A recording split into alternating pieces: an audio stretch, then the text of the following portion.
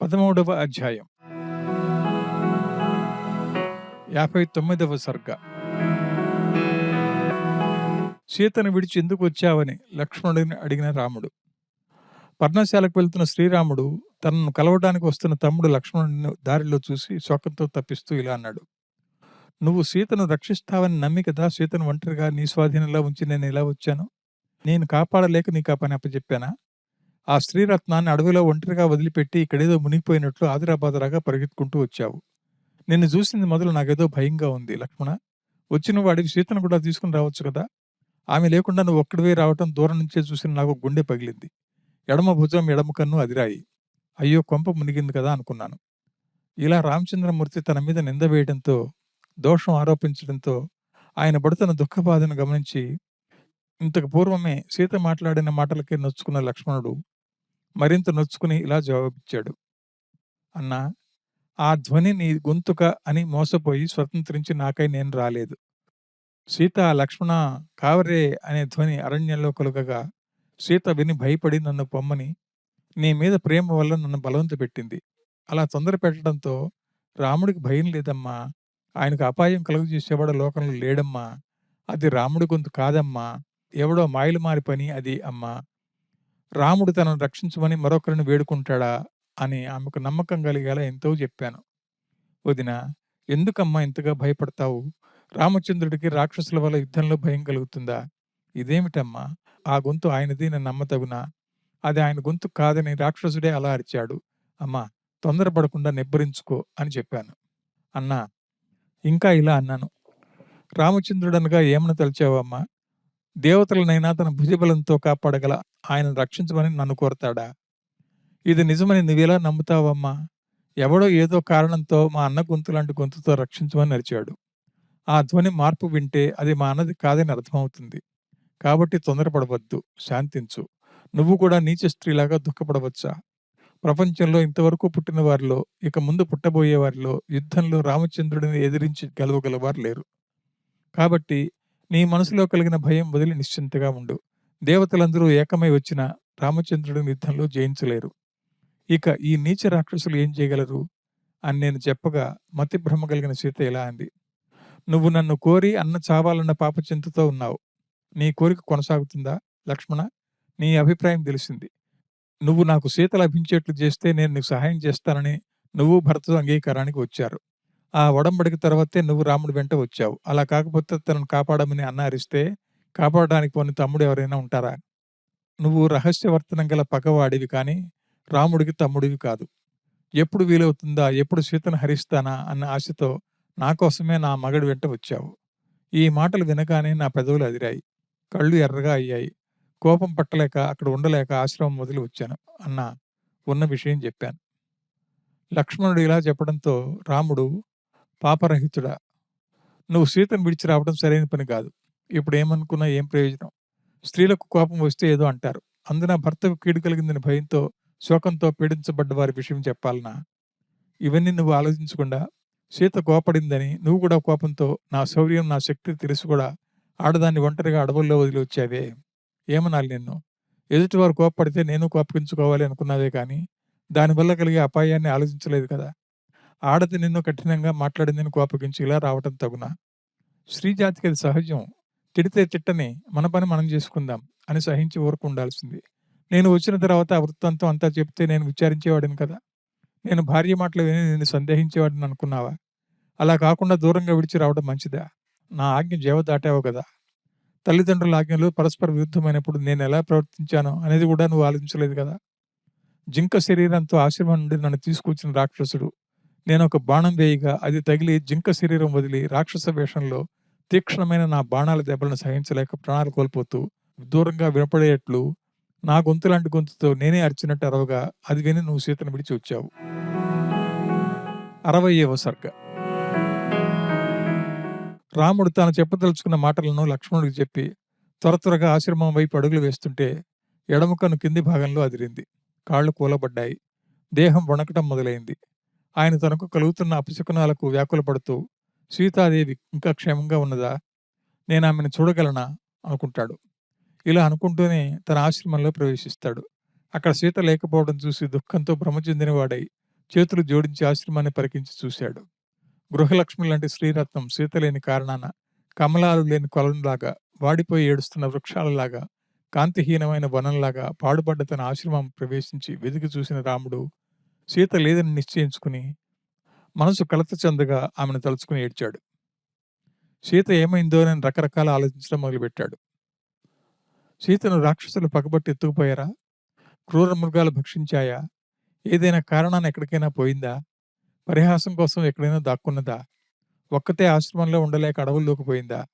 పూలు పళ్ళు తేవడానికి ఎటైనా పోయిందా? సరస్సు దగ్గరికి స్నానానికి పోయిందా? మంచినీళ్లు తేవడానికి వెళ్ళిందా? ఎక్కడికి పోయి ఉంటుంది? నేనేం చేయాలి? ఎక్కడ వెతకాలి? ఎలా వెతకాలి? ఈ పాడు అడవిలో ఎవరిని అడగాలి? అనుకుంటూ సీతను వెతికి వెతికి కళ్ళు ఉబ్బెట్టు రామచంద్రమూర్తి ఏడ్చాడు. దుఃఖం ఎక్కువ అవుతుంటే ఎర్రగా అవుతున్న కళ్ళతో, వికారమైన చూపులతో పిచ్చిపట్టిన వాడిలాగా, మూర్ఖుడిలాగా ఏడ్చాడు. తనకెవరు దిక్కు అని అనుకున్నాడు. సీతాదేవి దాక్కున్నదేమో అని చెట్టు చెట్టు దగ్గరకు పరిగెత్తాడు రాముడు. గుట్ట గుట్టకు పరిగెత్తాడు. బాగా ఏడ్చాడు. తనను ఇలా చిక్కులు పెట్టడం తగునా ప్రియురాలా అనుకున్నాడు తనలో. దీనంగా ఏడ్చాడు. ఏడుస్తూ, దొండతీగ, దొండపండు లాంటి పెదవి గల దానిని చూశావా? కడప చెట్ట, నీ పూలంటే ఇష్టపడే నా ప్రియురాల్ని చూశావా? చిలుక, నీలాగా పలికేదాన్ని చూశావా? మారేడు పండ, నీలాంటి స్తనాలు కలదాన్ని చూశావా? మద్ది, నీ పండ్లంటే ఇష్టమైన దాన్ని వీక్షించావా? జింకల మందలారా, మీ కళ్ళలాంటి కళ్ళున్న దాన్ని వీక్షించారా? కొక్కుభమ, నీలాంటి తొడలు గలదాన్ని కాంచారా? ఏనుగా, నీలాగా నడిచేదాన్ని తిలకించావా? తిలకమ, స్త్రీలలో శ్రేష్ఠురాలైన నా ప్రియురాలిని కంటివా? నేరేడా, నీవేనా నిజం చెప్పు. నీ పళ్ళలాగా నున్నగా మిసమిసి మెరిసే దేహకాంతి గలదాన్ని ఈ అడవిలో చూశావా? అశోకమా, నువ్వు శోకాన్ని పోగొట్టే దానివి కాబట్టి నీకా పేరు వచ్చింది. నేను శోకంతో బాధపడుతున్నాను. సీతాదేవి వృత్తాంతాన్ని చెప్పి నన్ను నీ పేరు గలవాడిగా చెయ్యి అని అంటాడు రాముడు. ఇంకా ఇలా సాగింది రాముడు వెతికే ప్రక్రియ. ఓ తాటి చెట్టా, నా మీద నీకెందుకు ఈ కోపం? నీ ఫలాల లాంటి కుచాలున్న స్త్రీ నీ దగ్గరకు రాలేదా? మామిడి, నీ దయ ఎలాంటిదో చూస్తాను. నీ కృంజిగురు వంటి అరచేయి కలదానిని నువ్వు చూడలేదా? ఓ నీపమ్మ, నువ్వు చెట్లకు రాజు. నీ పూల లాంటి పదవి కలదానిని చూడలేదా? నెమ్మ, ఎందుకు నీకింత కోపం? పిలిచినా పలకవేంటి? నీ పండ్ల లాంటి పారిండ్లు కలదానిని చూశావా? పాటలమ్మ, నీ పువ్వుల లాంటి ఎర్రటి పెదవులు కలదానిని చూశావా? కొత్త ఉసిరిక, కొత్త వయసులో ఉన్నదాన్ని నువ్వు చూశావా? సరళమ్మ, సరళమైన హృదయం కలదాన్ని చూడలేదా? మల్లెతీగ, తీగ లాంటి శరీరం కలదాన్ని చూశావా? ఆడ ఏనుగా, నీ ముక్కు లాంటి త్రొడలు గలదానిని. ఆడజింక, నీ కళ్ళలాంటి కళ్ళు కలదానిని. తుమ్మెద, నీలాగా నల్లనైన వెంట్రుకలు గలదానిని. సింహమా, నీ నడుము లాంటి నడుము గలదానిని. మీరేనుగులాగా నడిచేదానిని చూడలేదా? ఇంకా ఇలా కొనసాగుతుంది రాముడు వెతకడం. మనోహరమైన జింకలారా, జింక కళ్ళ లాంటి కళ్ళు గలది మీ దగ్గర ఉన్నదా? మీరైనా చెప్పండి. గజరాజమా, ఏనుగులాగా నడిచిపోయిన దాని జాడ నీకు తెలిసే ఉండవచ్చు, చెప్పు. పులి, ఎందుకు నీకు సందేహం? నువ్వు మింగావని నేను అనలేదు. సీత ఎక్కడికి పోయిందో చెప్పు. ఓసి కోకిల, నీ కంఠం లాంటి కంఠం గలది ఎక్కడికి పోయిందో చెప్పు. నీకు తెలిసే ఉండాలి. చిలుక, నీలాగా పలికేదాన్ని చూశావా? హంసమా, హంసగమనను నువ్వు చూశావా? తుమ్మెద, తుమ్మెదల లాంటి జడలు కలదాన్ని చూశావా? అయ్యో, నా మీద దయ ఉంచి సీత ఏమైందో చెప్పండి. కాంత, పోవద్దు, నిలు నిలు. మన్మథ పుష్పబాణమా, నీ హృదయం ఇంత దయలేనిదా? ప్రాణసఖి, ఎందుకు నా మీద అలిగావు? ఇది పరిహాస సమయమని కులుకుతూ కులుకుతూ పరిగెత్తుతున్నావు. నేనది చూశాలే. నీ చీరే నాకు కనిపించింది. నల్లటి వెంట్రుకలు కలదానా, ఇలా నేను చూసి పిలిచినా పలకవేంటి? కోపమా, నన్ను రక్షించు. ఇలా అడిగిన దాన్ని అడిగి, చెప్పిన మాటే చెప్పి, పోయిన చోటికే వెళ్ళిపోయి, ఎక్కడా సీత లేనందున మనసులో తల్లడిల్లుతూ, మూర్ఛపడి లేస్తూ, సొక్కుతూ, ఆరాటపడుతూ ఆ అడవిలో సీతను వెతికినా ఎక్కడా కనపడలేదామె. ఎంతగానో కలత చెందిన మనసు గల శ్రీరామచంద్రుడు సీతాదేవి రాక్షసుల చేతిలో చిక్కి మరణించిందేమోనని అనుమానపడతాడు. అలా కాకపోతే ఇంతలోనే ఎక్కడికి పోయి ఉంటుందని అనుకుంటాడు. అయ్యో, అందమైన కమ్మలతో, చంద్రబింబం కమలాలతో సమానమైన సీతముఖం ఇప్పటికే ఎంత వాడిపోయిందో కదా. మనోహరమైన సంపెంగ పువ్వులాగా ఉండే ఆమె పచ్చని దేహంతో ముత్యాల సరాలు ఆమె ఒంటి మీద వేలాడుతుంటే, ఆమెను అదే పనిగా అరుస్తుంటే, రాక్షసులు నరికివేశారేమో. చిగురైన కోమలమైన ఆమె చేతులను తెగే విధంగా విరిచి చెరుకు తుంటలాగా తింటున్నారేమో.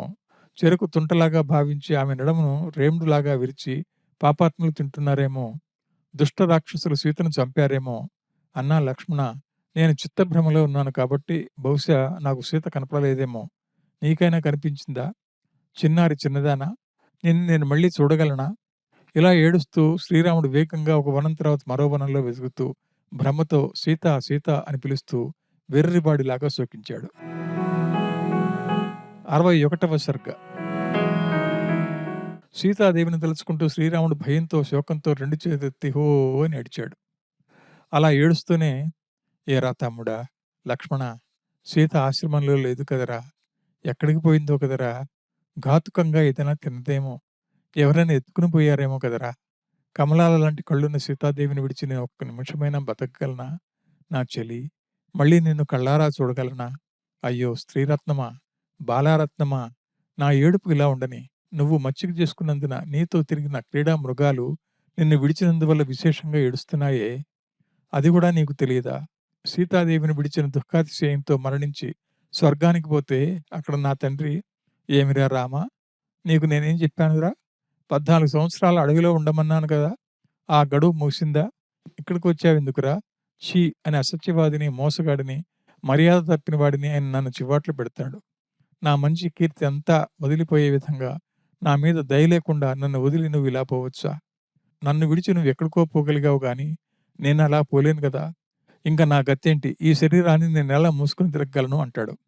సీతాదేవిని ఇలా వెతుక్కుంటూ బురదలో మునిగిన ఏనుగులాగా సహించలేని బాధతో ఉన్న అన్నకు లక్ష్మణుడు హితవాక్యాలు చెప్పాడిలా. "అన్నా, ఎందుకిలా దుఃఖంతో బాధపడతావు? ఈ వంకల్లో, వాగుల్లో, గుహలలో, లోయల్లో, కానాల్లో, కోణాల్లో, కొండ గుహల్లో సీతను వెతికితే ఆమె కనిపించదా? ఎక్కడా ఉండకుండా ఎక్కడికి పోతుంది? ధీరుల్లో శ్రేష్ఠుడా లే! లెమ్ము! సీతాదేవికి వనసంచారం అంటే ఇష్టమని నీకు తెలీదా? స్నానానికే పోయిందో, వికసించిన కమలాల కోసమే పోయిందో, నవ్వులాటకే దాక్కుందేమో, లేక మనల్ని భయపెట్టడానికి దాక్కుందేమో. సీతాదేవి ఎక్కడికి పోగలదు? మనం ప్రయత్నం చేసి వెతికితే దొరక్కపోతుందా? అవశ్యం దొరుకుతుంది. నువ్వు బాధను వదులుకో. దుఃఖపడవద్దు." ఈ మాటలు విన్న రాముడు మళ్ళీ లేచి అడవిలో తిరిగి వెతకటం మొదలుపెట్టాడు. కొండలు, గుట్టలు, కోనలు, నదులు, కానులు, కొలకులు వెతికి వెతికి సీతాదేవి జాడ లేకపోయేసరికి రామచంద్రమూర్తి లక్ష్మణుడితో ఇలా అన్నాడు: "లక్ష్మణ, దండకారణ్యమంతా వెతికాం. వృధా కష్టమైంది గదా! ఆ మదగజగామిని ఎక్కడికి పోయిందో ఏమో! నేనేం చేయాలిప్పుడు?" జవాబుగా లక్ష్మణుడు: "అన్నా, పూర్వం బలి దగ్గర నుండి బలాత్కారంగా భూమిని గ్రహించినట్లు నువ్వు సీతను పొందగలవు."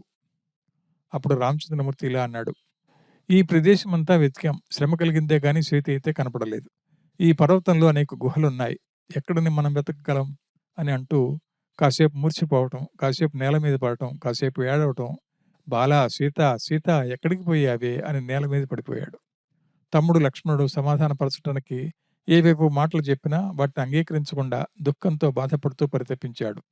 సీతాదేవిని కానక రామచంద్రుడు తాను భరించాల్సిన భార్యను ఆపదల నుండి రక్షించలేదే అనుకుంటాడు. ఆశ్రితురాలైన పతివ్రతను వదలటం మహాపాప కార్యం అనుకుంటాడు. మన్మథబాణ పీడితుడైన రాముడు సీత అని గట్టిగా ఏడ్చాడు. 62వ సర్గ. వాస్తవానికి సీతాదేవి తన ఎదురుగా లేకపోయినా మన్మథ తాపం వల్ల కళ్లకు కట్టినట్టు దగ్గరే ఉన్నట్టు భావించిన శ్రీరాముడు ఆ సీతను గురించి గద్గద స్వరంతో, మాట కూడా సరిగ్గా రాకుండా తన బాధ ఇలాంటిదే అని చెప్పనలవి కాకుండా విచారంతో చాలా చాలా అన్నాడు. తనలో అనుకున్నాడు: "జానకి, కొత్త పూల మీద నీకున్న ప్రేమ వల్ల అశోక వృక్షం కొమ్మ పూల చాటున దాగావులే, తెలుసుకున్నాను. నేను కనుగొన్న తర్వాత కూడా దాక్కోవటం ఎందుకు? లీలావతి, నీ అందమైన తొడలు అరటిబోది లాంటివి కదా! అందువల్ల కదలీ వృక్షాల మధ్యన ఉన్న నువ్వు అందంగా ఉన్నందున అవి నాకు కనపడుతున్నాయి. దాచిపెట్టడం నీకు సాధ్యమా? విశాలమైన దీర్ఘమైన కళ్ళు గలదానా, కొండగోగు పూలకని కొండగోగు వనానికి పోయి నవ్వులాటుకు నన్ను పరిహాసం చేయడం నీకు ధర్మమా? నిన్ను చూడలేక బాధపడుతున్నానే. సీత, నువ్వు పరిహాస ప్రియవని నాకు తెలుసు. అయితే ఇది పరిహాసానికి సమయమా? తిరిగి తిరిగి ఏడ్చి ఏడ్చి చాలా అలసిపోయాను. ఇలాంటి ఆపద సమయంలో నాతో ఎగతాళి ఎందుకు?" "అన్నా లక్ష్మణ, నేనింతగా పిలుస్తున్నానే, ఒకవేళ ఉంటే ఓ అనుకుంటూ పలికి రాకపోయేదా? శత్రువులు మింగారో ఎత్తుకునే పోయారో. రెంటిలో ఒకటి జరగకపోతే సీత కనపడకుండా ఉండదు. ఈ మృగాలు కన్నీళ్లు కారుస్తూ సీతను రాక్షసులు తిన్నారని దుఃఖపడుతున్నాయి. ఎక్కడికి పోయావే సీత, ఎక్కడున్నావే? నీ కారణాన కైక నన్ను చంపదలుచుకున్న కోరిక నెరవేరుతుందా? జానకితో అరణ్యానికి వచ్చి జానకిని పోగొట్టుకుని గడువు తీరగానే నేనేమని అంతఃపురానికి పోతాను. పోయినా లోకులేమంటారు? రాముడు అసమర్థుడని, సూపు గుర్రమే గాని సత్తువ లేదని, సత్తువ ఉన్నా జానకి మీద దయలేని వాడని, అందుకే ఆమెను దక్కించుకోలేకపోయాడని అనరా? ఒకరన్నా అనకపోయినా సీత లేకపోతే నాకు సుఖం ఎక్కడిది? ఏకపత్ని వ్రతుడను కదా! భార్య లేనివాడి బతుకు పాడే కదా! సుఖం ఎక్కడి నుండి వస్తుంది? అరణ్యంలో మన కాపురం చేయాల్సిన గడువు త్వరగా తీర్చి అయోధ్యకు పోగానే కూతురు, అల్లుడు చాలా కాలానికి తిరిగి వచ్చారని జనకుడు చూడడానికి వచ్చి సంతోషంతో "అల్లుడా అందరూ క్షేమమా" అని అంటే నేనేమని చెప్పాలి? మీ కూతురు తప్ప అని చెప్పాలనా? చెప్పడం సరే, ఆయన ముఖం నేనెలా చూడాలి? జానకి లేదనే వార్త ఆయన చెవులు పడిందా?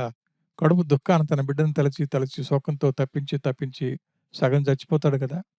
నేనింటికి పోగానే మా అమ్మ కౌసల్యాదేవి ఎదురుగా వచ్చి "కుమారా! నా కోడలు ఏదిరా?" అని అడిగితే నేనేమని చెప్పాలి?